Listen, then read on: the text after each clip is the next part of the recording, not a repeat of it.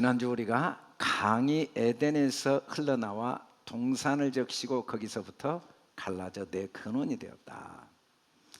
눈에 보이는 강은 우리 마음의 강을 보여주는 모형이죠. 강은 우리 마음에 흐릅니다. 강은 하나님의 사랑이 사람들 마음에 흐르고 있다. 그 강이 에덴에서 흘러나와 동산을 적시었기 때문에 우리는 무한한 사랑을 배우고 깨달을 수가 있게 된 거죠. 그리고 거기서부터 갈라져서 각자의 사랑의 경험은 다 다릅니다. 우리는 나이도 다르고 지역도 다르고 상황도 달라요.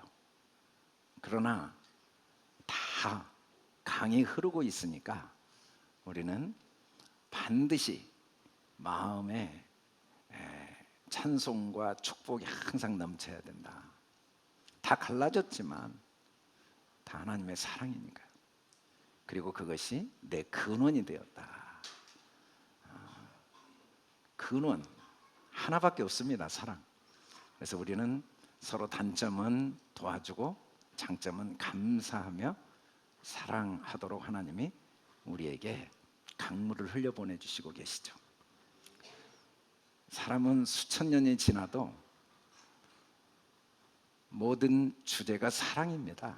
문화, 그리고 그 문화 속에 있는 드라마, 연극, 모든 미술, 예술 작품들도 주제가 사랑이죠. 계속 사람의 마음에 강이 흐르고 있기 때문에 하나님의 사랑의 특징을 하나하나 네 강을 통해 소개합니다. 오늘 첫 번째 이름은 비손이라 금이 있는 하율라 온 땅을 둘렀으며 라는 이 말씀은 하나님의 사랑의 특징을, 첫 번째 특징을 소개하고 있어요. 하나님의 사랑의 특징이 무언가를 히브리 글자를 통해 그림으로 이렇게 표현을 하고 있는데 쉔 하에드 피션 후 하소베브 에트콜 에레츠 하하일라 이렇게 나와 있는데, 그리고 아쇼르 쉔 하자부 자하부, 이 히브리 글자에는 세 가지 의미를 우리에게 보여주고 있습니다. 첫째는 비손이라는 이름을 통해 하나님의 사랑을 소개하고 있어요. 두 번째는 하일라라는 이 이름을 통해 우리에게 하나님의 사랑을 소개하고 있고, 세 번째는 금을 통해 하나님의 사랑을 소개하고 있습니다. 순서가 비손과 하일라와 금, 이 차례대로 소개를 하고 있어요. 첫째는 하나님의 사랑의 특징은 비손이라고 했어요. 비손이라. 비손이라는 말의 원래 사전 의미는 퍼지다, 뿌리다 또는 자라다, 그런 사전적 의미를 가지고 있는데, 이 그림이 가지고 있는 영적인 의미는 하나님의 말씀, 생명의 말씀이 뿌려진다는 의미예요. 하나님의 사랑의 특징은 말씀을 뿌리는 겁니다. 사람은 참 위대하고 존귀한 존재인 이유가 뭐냐면 생각이 있어서 그래요. 사람을 하나님이 특별히 돌보신다는 증거는 사람이 생각이 있다는 거죠. 생각이 얼마나 놀라운가. 사람은 생각과 인식으로 현실을 매 순간 창조합니다. 조금 전까지 기뻤다가 한순간에 슬플 수 있고, 조금 전까지 슬펐다가 한순간에 기쁠 수 있는 신비한 능력은 생각 때문이죠. 조금 전까지 절망이었는데 갑자기 희망이 넘쳐요. 생각만 바꾸면 한순간에 삶의 모든 현실을 바꿀 능력이 사람에게 있어요. 그게 하나님의 능력이거든요. 사람에게만 생각이 있다는 건 사람이 하나님의 형상을 가진 자녀인 증거죠. 우리는 오해와 착각을 많이 하고 누군가 행복한 사람이 따로 있다고 착각할 수 있어요. 부자가 있고 병든 사람이 있고 죽은 사람이 있고, 그러지 않습니다. 행복하다고 생각하는 사람만 있어요. 깨달으면 감옥에서도 행복해요. 깨닫지 못하면 왕궁에서도 불행해요. 생각이 바뀌지 않으면 어디에도 행복은 없어요. 깨달으면 다 부자예요. 깨닫지 못하면 어떤 경우에도 가난해요. 깨달으면 죽은 적도 없고 죽을 수도 없어요. 깨닫지 못하면 항상 언젠가는 죽어요. 명백하게 죽어요. 명백하게 멸망받고 지옥에 가요. 생각 때문에. 그러나 생각을 바꾸면 절대로 죽지 않아요. 절대로 멸망당하지 않아요. 영생을 누리게 돼요. 그게 사람 각자에게 주어진 능력이죠. 특별히 그런데 문제는 사람이 하는 모든 생각의 특징은 허무한 겁니다. 이때 허무라는 건 모형이라는 의미예요. 이건 붙잡아서는 안 돼요. 마치 포장지와 같이 뜯어서 버려야 돼요. 그 속에 다 하나님이 주시고자 하시는 씨가 있어요. 씨. 피선이라는 말이 씨를 뿌리다는 의미거든요. 하나님의 나라는 사람이 씨를 땅에 뿌린 것 같다. 하나님은 우리에게 하나님의 나라를 주시는 분입니다. 어떻게 주시는가? 씨를 뿌려주세요. 씨가 어디에 있는가? 허무한 생각 속에 있어요. 허무한 생각 속에만 씨가 있어요. 여러분, 이 하나님의 나라가 씨를 뿌린 것 같다고 할 때 이 씨는 말씀이거든요. 말씀이 뭡니까? 사람 태어난 이야기, 죽은 이야기, 싸운 이야기, 누가 뭐 이긴 이야기, 진 이야기, 죄진 이야기, 또 이름들, 족보, 나라 이런 이야기잖아요. 그거 다 허무한 이야기죠. 그런데 그 이야기 속에 진리가 다 담겨 있어요. 그걸 통해 하나님은 진리를 우리에게 가르치고 계세요. 그래서 성경을 문자대로 읽으면 무익하고 헛돼요. 성경은 문자가 아닙니다. 그건 다 진리를 가르치는 씨앗이에요. 씨는요 반드시 죽으면 아무것도 아닌 것 같은데 사과씨가 사과나무가 되고 열매를 맺어요. 하나님 말씀이, 이 성경 말씀이 평범한 이야기입니다. 그냥 강 이야기, 뭐 산 이야기, 뭐 사람 이야기, 누구 죽었다, 싸웠다, 나았다, 병들었다, 나섰다 아니에요. 그 속에 다 진리가 담겨 있죠. 진리가. 여호와의 말씀이니라. 너희를 향한 나의 생각을 내가 아노니 평안이요 재앙이 아니니라. 너희에게 미래와 희망을 주는 것이니라. 66권은 하나님의 말씀인데 이 속에는 하나님의 생각이 담겨 있어요. 그런데 이 말씀에는 전부 평안을 주기 위한 말씀이에요. 희망을 주기 위한 말씀이죠. 우리 마음에 하나님이 반드시 떠오르는 생각을 회개하기를 원하세요. 성경에 없는 사람들은 어떻게 하나님 나라를 경험했겠습니까? 내게 떠오르는 생각을 바꾸면 하나님 나라가 경험돼요. 우리 떠오르는 생각은 다 허무한 생각이거든요. 성경 말씀은 계속 우리 생각을 회개하도록 도와줘요. 회개는 뭐냐면 어떤 경우에도 평안과 희망을 간직하는 게 회개입니다. 세상은 우리 눈에 안 보여도 상상할 수 없는 질서와 조화의 법칙에 의해 완벽하게 일어나요. 뭐 우연히 그냥 어떻게 먼지 하나도요 얼마나 질서가 완벽한지. 세포 하나하나, 이 100조 개의 세포가 하나도 빠짐없이 동일한 DNA의 질서와 조화를 가지고 있어요. 여러분, 이 세상이 얼마나 완벽한 질서와 조화인지 깨닫진 못해도 그 수가 무궁무진하고 그 수는 완전합니다. 그게 복음이에요. 그게 성경 말씀이에요. 66권을 통해 아담의 사건, 가인의 사건, 노아의 사건, 아브라함의 사건, 야곱, 이삭, 모세, 뭐 여호수아, 뭐 이스라엘의 바벨론 사건, 뭐 다윗, 예수님의 죽으심, 제자들의 죽음, 순교, 사도 바울의 모든 일정, 계시록 어느 것 하나 의미 없는 게 없습니다.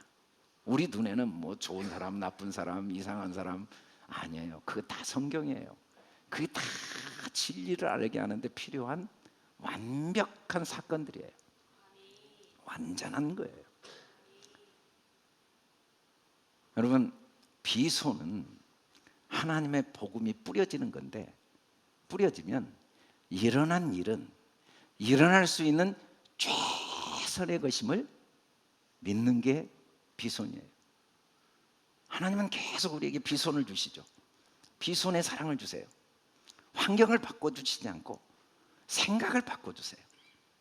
지금까지 살아오면서 우리에게 일어났던 사건은 다 달라요. 그러나 그 사람에게는 억만 가지 수 중에 매 순간 최선의 것만 일어났어요. 안 믿을 수는 있습니다. 정말 그 일은 없었어야 돼요. 지금 내게 주어진 상황이 다 달라요. 그리고 우리는 이 사건을 통제하고 싶고 바꾸고 싶어 해요. 그러나 먼저 사건을 바꾸기 전에 마음이 바뀌어야 돼요. 이 사건 속에 반드시 나를 향한 하나님의 사랑이 있다. 이 사건은 현재 내게 가장 좋은 사건이다. 우리는 앞으로 어떤 일이 일어날지 예측할 수는 없지만 아무것도 염려할 필요는 없습니다. 오늘 이 순간 이후에 숨이 멎어도 최선의 것인 건 바뀌어지지 않아요. 우리가 깨닫지 못하고 믿지 않을 수는 있어요. 우리가 죄인들이니까 알지 못해서. 예수님이 왜 십자가에 죽으셔야 되는지 제자들이 깨닫지 못하고 믿지 못할 수는 있어도 왜 그렇게 죽으셔야 되는가? 그러나 그게 최선의 수라는 사실은 변하지 않습니다. 왜냐하면 질서와 조화의 법칙 속에 만물이 운행되고 있기 때문에. 하나님은 계속 우리 안에 비손의 강물을 흘려보내죠. 어떤 경우에도 후회하거나 염려하거나 비교하지 말고 주어진 상황은 수많은 경우 수 중에 최선의 것이라는 사실은 명백하다는 걸 받아들여라. 하나님의 사랑은요 1점의 오차도 없습니다. 하나님은 모든 사람을 얼마나 완벽하게 사랑하는지, 열 손가락 깨물어서 아프지 않는 손이 없다고 육신의 부모도 자녀를 사랑하는데 그 영원하신 전능하신 하나님의 사랑이 사람에게 차별이 있을 수 있다고요? 악인이나 선인에게 동일한 햇빛을 비추시는 그 전능하신 하나님의 사랑의 차별은 우리의 생각 속에만 존재해요. 하나님의 전능하신 사랑에는 없어요. 열 자녀들의 생각 속에는 부모의 사랑에 차별이 있지만 미숙한 부모의 마음의 표현의 문제지 그 중심의 사랑은 동일해요. 한 근원에서 나왔는데. 하나님은 미숙하지 않습니다. 하나님은 실수하지 않습니다. 하나님은 실패하지 않습니다. 하나님은 우리 속에 끊임없이 비손, 복음의 말씀이 뿌려지도록 도우십니다. 그런데 이 비손 강의 특징은 하일라 온 땅을 둘렀다고 그랬어요. 하일라라는 히브리어 글자는 사전적으로는 돌다, 진통을 겪다, 춤을 추다, 아프다, 고통스럽다, 또는 기쁘다, 이 의미가 같이 있어요. 또는 경건하다. 그러나 이 그림을 그대로 해석을 하면 우리 실존이 하나님과 하나 된 상태거든요. 마음이 하나님과 통해버린 거예요. 하나님의 사랑의 특징은 마음을 하나님의 마음 되게 하는 사랑이죠. 해산하게 되면 아기를 낳을 때 근심합니다. 그러나 세상에 사람 난 기쁨으로 고통이 기억되지 않아요. 진통도 또 다른 사랑이죠. 새 생명 탄생의 소중한 과정이에요. 지금은 근심할 수 있지만 기쁨을 빼앗을 수 없어요. 왜냐하면 하나니까. 어둠과 빛은 하나입니다. 삶과 죽음은 하나예요. 돌고 도는 거예요. 죽음이 없는데 삶이 있어요? 어둠이 없는데 빛이 존재할 수 있냐고요. 빛을 경험했다면 어둠의 도움이에요. 우리의 영생을 우리가 경험했다면 죽음에 도움이 없이는 영생이라는 걸 경험할 수 없어요. 기쁨은 근심이 주는, 근심이라는 도움을 통해 얻게 되는 은혜죠. 결국은 다 하나예요. 기쁨을 빼앗을 수가 없다. 이게 하일라입니다. 우리의 삶의 과정은 다양해요. 아픔도 있고 갈등도 있고 오해도 있고 상처도 있고 후회도 있고 실수도 있고 실패도 있고 억울한 일 당하잖아요. 상처 받을 때도 있어요. 상처 줄 때도 있고 어리석은 결정을 할 때도 있어요. 그러나 어느 것 하나 도는 거예요. 원이죠. 원은 다 하나입니다. 다 하일라예요. 어떤 하일라? 춤추게 하는 거죠. 돈다는 건 춤추는 거예요. 앞으로만 가면 춤이 안 됩니다. 뒤로도 가고 옆으로도 가고. 춤추게 하기 위해서 잠시 뒤로 물러나게 한 거죠. 근심하게 한 거예요. 새 생명을 탄생하게 하기 위해서. 그래서 우리의 삶에 낙관적이고 좋은 결과만 일어난다는 건 확정되어져 있어요. 다만 우리가 진통에 집중하는 사람은 확정된 그 삶을 누리지 못하죠. 생명 탄생에 집중하는 사람은 확정된 삶의 본질을 올바로 누리며 살죠. 바다에 모두 가서 하나님께서 자루에 돌들을 담아 집으로 가져가라고 하니까 다들 돌들을 담아 집으로 가져갔는데 아침에 보니까 다 다이아몬드로 바뀐 거예요. 얼마나 놀랬겠어요. 그리고는 계속 후회하는 거예요. 그럴 줄 알았으면 더 가져올 건데. 그럴 줄 알았으면 더 가져올 건데. 또 한 부류는 이게 웬일이냐? 어떻게 이런 은혜가 있을 수 있냐? 돌이 다이아몬드가 되다니. 그리고 감사하며 사는 사람도 있죠. 여러분, 인생의 모든 사건은 다 다이아몬드의 과정입니다. 확정되어져 있어요. 평생 깨닫지 못하고 하나님이 만 가지 은혜를 주셨어도 한 가지 은혜도 보지 못할 수도 있겠죠. 그게 장님 아닙니까? 눈이 띄어집니까? 가는 곳마다 신기하게 하나님의 은혜가 발견되어지는 사람도 있겠죠. 눈을 뜬 사람이죠. 들려요.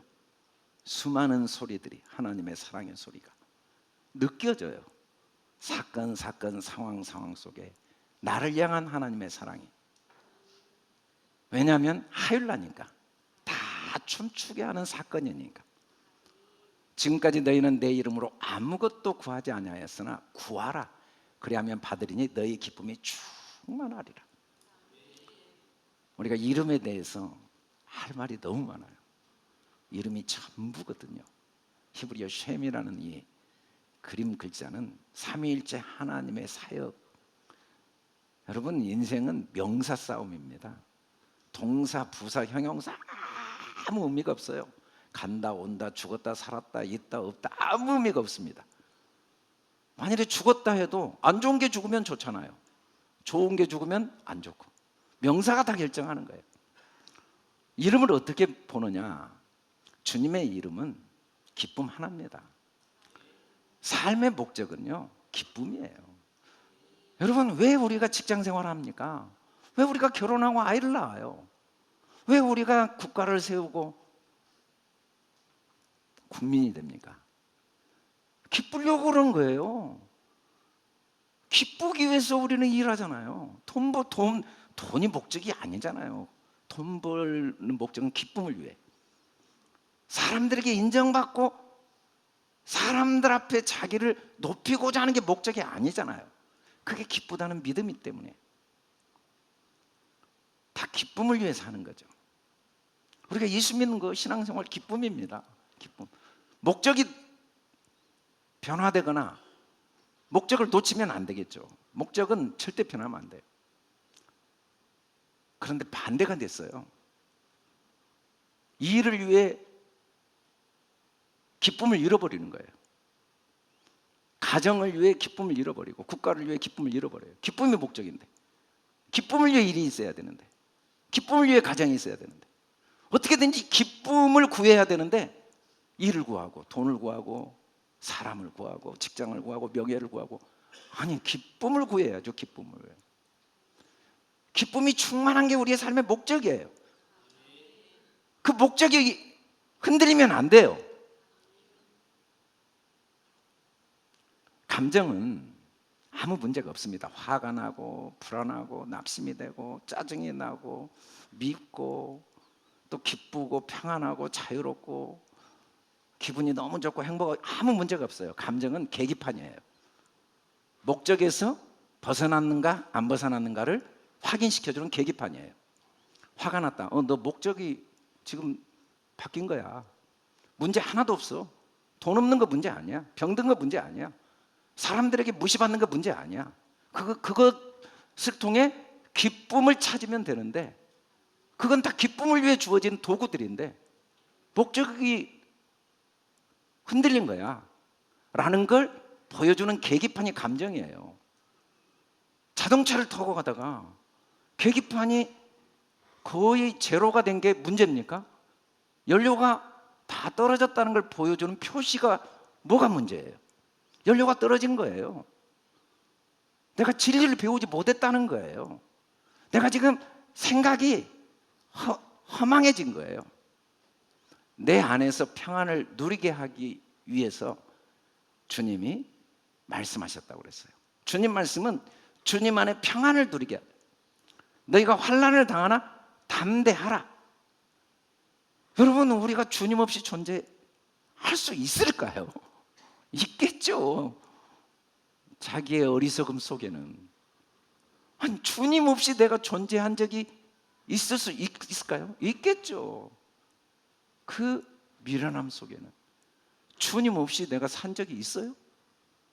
주님 없는 인생이 이 세상에 누가 있고, 주님 없이 존재하는 게 뭐가 있고, 주님이 하시지 않는 일이 이 세상에 하나라도 있냐고요. 있겠죠. 우리의 미련함과 어리석음 속에는. 그게 주님이 안 하셨어. 내가 노예로 끌려간 게 뭘 주님의 형들이 했지라고 미련한 생각 속에서는 있겠죠.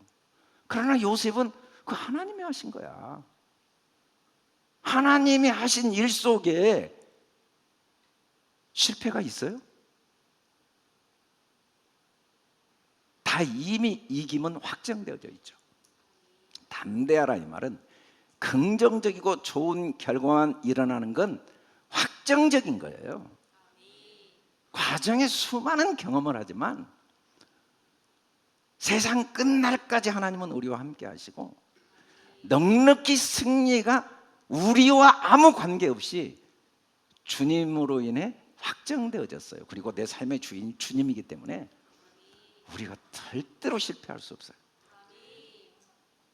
다만 우리의 불신, 우리의 어리석음은 그 놀라운 하나님의 햇빛을 다 가려버릴 수는 있죠. 하일라라는 말은 하나님은 우리를 춤추게 하시는 분이니까 자신의 삶을 항상 즐기고 기뻐하고 미소를 지으라는 거예요. 여러분, 인생 다 살아보신 분들 똑같은 말이에요. 어떤 직장? 중요하지 않아요. 누구와 결혼? 중요하지 않아요. 몸이 건강하냐 아프냐? 중요하지 않다고요. 물론 중요하다고 착각할 수는 있어요. 그 직장을 얼마나 즐겁게 하느냐가 더 중요해요. 왜냐하면 삶의 목적은 즐거움이니까. 돈 많이 벌면 뭐예요? 즐거움이 없고 근심 속에 사는데, 그 사람과 결혼하면 뭐예요? 즐거움이 없고 다툼 속에 있는데, 그렇게 건강하면 뭐예요? 기쁨과 즐거움이 없는데, 그렇게 아픈데 뭐가 문제예요? 그것 때문에 주님이 주신 기쁨을 새롭게 깨닫고 발견하는데, 그 은혜가 내게 있는데 뭐가 문제예요? 우리 크리스찬들에게 하나님이 주신 은혜는 어떤 것도 나를 춤추게 하는 거니까, 무엇을 할 것인가, 어디를 갈 것인가, 어떻게 될 것인가가 아니라 어떻게 살 것인가, 즐겁게 사는 거예요. 아멘. 저는 우리 교인들에게 항상 하는 말, 와서 다른 관심 갖지 말고 즐겁게 사는 데만 관심 갖. 우리가 몇 명이 모여서 선교를 어떻게 하고 말씀을 어떻게 가르치느냐가 뭐가 중요해요? 제일 중요한 건 내가 진짜 즐거운 것이 중요하죠.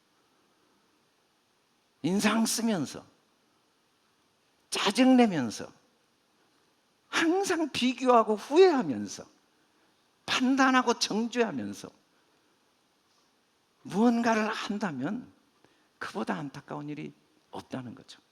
왜냐하면 하나님의 사랑은 우리를 춤추게 하는 사랑이니까. 춤추게 하는 과정에 진통이 있어요. 그렇게 춤을 추면 알고 보니까 거기에 금이 있어요. 거기에 금이 거기에 있어요. 그 땅에는 금이 있어요. 춤만 추면 금이 보여요. 금은 자하브라는 히브리어 글자는 하나님의 사랑을 실천하는 마음이라는 의미를 가진 그림이에요. 금이 뭘까? 하나님의 사랑이 실천되어지는 거죠. 하나님은 불을 통해 은을 연단한다고 그랬어요. 금도 연단해요. 왜냐하면 불순물이 제거돼야 그 속에 은을 사용할 수 있고, 불순물이 제거돼야 그 속에 금을 사용해요. 물론 이미 은이 있습니다. 이미 금이 분명히 있는데 다만 사용을 못해요. 수행이 안 돼. 불순물이 제거돼야 사용돼요. 그런 것처럼 우리 마음을 연단해요. 왜? 사람에게는 사랑 외에는 존재하지 않아요. 다만 불순물이 많아요. 사랑의 방법을 몰라요. 진짜 사랑이 뭔지를 몰라요. 자기를 사랑하는 방법을 몰라요. 돈을 벌어야 자기를 사랑한다. 남을 무시해야 자기를 사랑한다. 남을 비난해야, 남과 이겨야, 남과 경쟁해야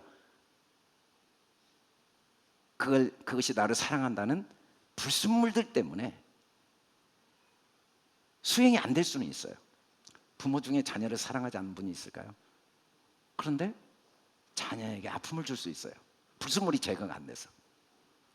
사람의 마음에 사랑 외에는 존재하지 않습니다. 자기 사랑의 표현이 잘못돼서 살인도 하고, 자기 사랑의 표현이 잘못돼서 남을 해치기도 해요. 그 불순물만 제거되면 아무 문제가 없는데 그 불순물들이 너무 많은 아픔과 고통을 주는 거죠. 그래서 하나님은 계속 연단하시는 분이에요. 불순물. 여러 사건과 상황들은 너무 소중해요. 사랑이 수행되게 하는 소중한 선물이에요. 망령되고 허탄한 신화를 버리고 경건에 이르도록 내 자신을 연단해요. 하나님은 항상 내 생각이 연단되어지기를 원해요. 자신에게 자신이 하는 말, 이게 얼마나 중요할까요? 상상을 초월합니다. 타인에게 하는 말도 중요해요. 남에게 너 문제가 많아, 너 능력도 없고 가진 것도 없고 너 정말 쓸모없는 사람이야, 그렇게 말한다는 건 하나님에 대한 대적이겠죠. 존재하는 모든 사람에게는 하나님의 완전한 뜻이 있거든요. 그 사람의 주인이 하나님이에요. 그래서 우리는 누구에게도 판단하는 말을 해서는 안 되는 게 당연하지만 그래도 할 때가 있어요. 그래서 우리는 그런 말을 들어요. 수없이 많이 들어요. 수없이 많은 사람에게. 그리고 그게 되게 아픔을 주고 고통을 주고 삶에 많은 부작용을 낳아요. 그러나 아무리 많은 사람이 한 말도 내가 나에게 한 말보다 더 영향을 크게 주지 않습니다. 나만 나에게 올바로 말하면 아무 문제가 없어요. 80억이 다 나에게 손가락질을 해도 나만 나에게 손가락질하지 않으면 문제 없습니다. 그런데요, 남에게는 말을 안 하는데 자기에게는 너무나 말을 많이 해요. 남에게는 마음에만 담고 말을 안 해요. 싫어도 미워도. 그런데 자기에게는 수십 번 하루에도 습관적으로 해요. 힘들어 죽겠어, 짜증나, 못났어, 없어, 돈도 없어, 능력도 없어, 가진 것도 없어, 나는 별 볼 일 없어. 매일 이야기를 해요. 매일 이야기를 해요. 불순물이 제거가 안 돼서. 나에 대한 의식, 나는 금이거든요. 나는 사랑이에요. 나는 사랑받기 위해 태어난 존재예요. 하나님이 가장 되고 싶어하는 존재가 나예요. 나를 위해 자기 목숨을 내어주셨단 말이에요. 내가 그렇게 안 보이는 건 불순물 때문이에요. 나는 금이란 말이에요. 그 돌고 도는 땅에는 금밖에 없어요. 그게 진짜 나예요. 나머지는 내가 아니에요. 나는 보배가 나예요. 신화는 뭔가 망령되고 허탄한 신화, 이게 다 사람들에게 들은 거짓말이에요. 우리가 가지고 있는 생각 중에 조작되지 않는 생각이 하나나 있을까요? 물론 내 생각이라고 착각하겠죠. 나 목사님 몰라서 그래. 나는 정말 힘들어. 나 돈 없어. 나 능력 없어. 나 정말 은사가 없어. 그건 다 신화들입니다. 망령된 거예요. 다 사람들이, 세상이 준 거짓말들이에요. 경건은 하나님을 인정하는 거죠. 우리는 믿어야 돼요. 아멘. 거짓, 그건 다 사람들의 평가에 불과하고 세상이 주는 판단에 불과해요. 누구는 돈 있고 능력 있고, 아니에요. 우리도 돈 있고 능력 있어요. 아멘. 누구는 죽었고, 아니에요. 안 죽었어요. 누구는 성공했고, 아니에요. 다 성공했어요. 나는 희망이 없고, 아니에요. 우리는 소망이 있어요. 나는 사랑스럽지 않아. 그건 거짓말이에요. 허탄한 신화들이에요. 우리는 하나님을 인정해야 돼요. 우리는 금들이에요. 금들. 믿음의 확실함은 불로 연단하여도 없어질 금보다 더 귀하여 예수 그리스도께 나타나실 때 칭찬과 영광과 존귀를 얻는단 말은 원래 있는 금을 발견하는 겁니다. 우리는 칭찬할 것밖에 없어요. 발견을 못해서 그러지. 우리는 영광스러운 것밖에 없어요. 발견을 못해서 그러지. 우리는 존귀한 것밖에 없어요. 발견을 못해서 그러죠. 불순물들만 제거되면 돼요. 그 망령된 생각들만 제거되면 돼요. 허탄한 신화들만 제거되면 돼요. 우리의 생각, 우리의 목소리는 영원한 희망과 긍정의 소식이 전해지도록 하는 매개체로 하나님이 주신 거예요. 우리는 자신에 대해서 올바른 생각을 하는 습성을 길러야 돼요. 그리고 다른 사람에 대해서도 망령되게 보지 않고 허탄하게 보지 않고 올바로 보는 습성을 길러야 돼요. 그러려면 연단이 돼야 돼요. 불로 태워져야 돼요. 날마다 회개해야 돼요. 십자가 앞에 날마다 회개해야 돼요. 모든 생각들을 날마다 회개해야 돼요. 내가 너를 권하노니 내게서 불로 연단한 금을 사서, 금을 산다는 건 원래 있는 금이에요. 금이 있습니다. 우리는 원래 금들입니다. 아멘. 없는 금을 사는 게 아니에요. 불순물이 제거되면 보여요. 금이. 그러면 부요하게 됩니다. 우리는 부족함이 없어요. 아멘. 부족하다는 생각만 존재하지. 우리는 흰옷이 이미 입혀져 있어요. 이건 물질이 아닙니다. 영의 이야기예요. 우리는 안 보여서 더럽고 벌거벗다고 착각해요. 연단된 믿음을 가지면 우리는 다 거룩한 흰옷을 입은 자들이에요. 주님의 보혈이 우리를 영혼부터 영혼까지 깨끗게 합니다. 주님은 우리를 죄 없다 하시는 분이에요. 사람들은 나에게 죄 있다고 하겠죠. 내 생각도 내가 죄 있다 하겠죠. 그러나 그건 망령된 생각들이에요. 믿음의 생각을 할 때 그 은혜가 촉하죠. 안약을 사서 발라보면 보입니다. 행복은 스스로 소중한 존재임을 깨달을 때 느끼는 감정이라고 사전에 나와 있어요. 여러분, 우리는 칭찬받을 일을 할 필요가 없어요. 내 존재가 칭찬이에요. 우리는 영광스럽게 되기 위해 뭘 할 필요가 없어요. 내 존재가 영광이에요. 모르실 수는 있겠죠. 막 태어난 아이가 아무 일도 못해도 영광입니다. 그 아이의 탄생 때문에 한 남자가 아버지가 되잖아요. 한 여자가 엄마가 되잖아요. 그 아이가 없으면, 그 핏덩이 아이가 없으면 누가 아빠가 되고 엄마가 돼요? 그렇게 탄생만으로도 의미 있고 가치 있는 삶을 살아내는데 우리의 삶에 의미가 없는 순간이 있다고요? 가치가 없는 순간이 있을 수 있다고요? 물론 눈이 감겨서 안 보일 수는 있지만 우리는 다 칭찬드립니다. 우리는 다 영광들이에요. 우리는 다 존귀들이에요. 행복은 다른 사람의 자존감을 높여줌으로 오게 되는 감정이라고 합니다. 누군가를 무시하고 아프게 해서 행복할 수 있는 일은 억만 년이 지나도 불가능해요. 인간은 동일한 하나님의 강이 흐르니까, 진리의 강이 다 흐르고 있어요. 남을 아프게 하고 남에게 고통을 주고 자기 스스로 자존감을 높여본다고요? 남을 비웃고 남의 약점을 들춰내서 자기 존재감을 높여본다고요? 할 수는 있죠. 그러나 행복하진 않아요. 그건 불가능해요. 그런데 남의 존재감을 높이고 칭찬하는 건 아무나 하는 게 아니에요. 여러분, 지나가는 거지가 당신 대단합니다 그러면 그게 칭찬으로 들려요? 그런데 대통령이 당신 대단합니다 그러면 칭찬으로 당연히 들려서 그 말을 잊을 수가 없고 그 말이 내게 힘이 되겠죠. 남의 자존감을 높여주려면 내가 높아져 있어야 돼요. 나는 낮아져 있으면서 남의 자존감을 높여줄 방법이 없어요. 주님은 우리의 자존감을 왜 높여줄 수 있냐면 한없이 높으신 분인데 우리를 칭찬하니까. 나는 너를 위해 죽었어. 나는 네가 나보다 더 큰 일을 해. 네가 나보다 더 위대하단 말이야. 왜? 너는 내 아들이니까. 그 말이 왜 그렇게 내게 힘이 돼요? 그분이 존귀한 분이니까. 우리는 남에게 존귀함을 주는 사람이 돼야 돼요. 그러려면 내가 먼저 존귀해져야 됩니다. 내가 영광스러워져야 돼요. 내가 나를 칭찬할 수 있는 사람이 돼야 돼요.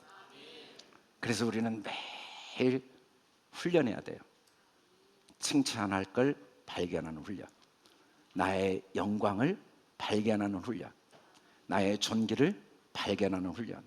세상은 우리를 너무 속여놨죠. 널 뭘 칭찬할 게 있어? 네가 뭘 잘한 게 있어? 네가 무슨 가진 게 있어? 너 때문에 내가 못 살아. 너 때문에 죽어.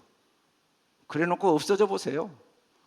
맨날 부모들이 그러잖아요. 너 때문에 힘들어. 그래 가출해 보세요. 아주 울고 난리를 치려면서 왜 그렇게 거짓말을 밥 먹듯이 하는지 모르겠어요. 여러분, 다 소중해요. 알고 보면 칭찬할 것밖에 없어요.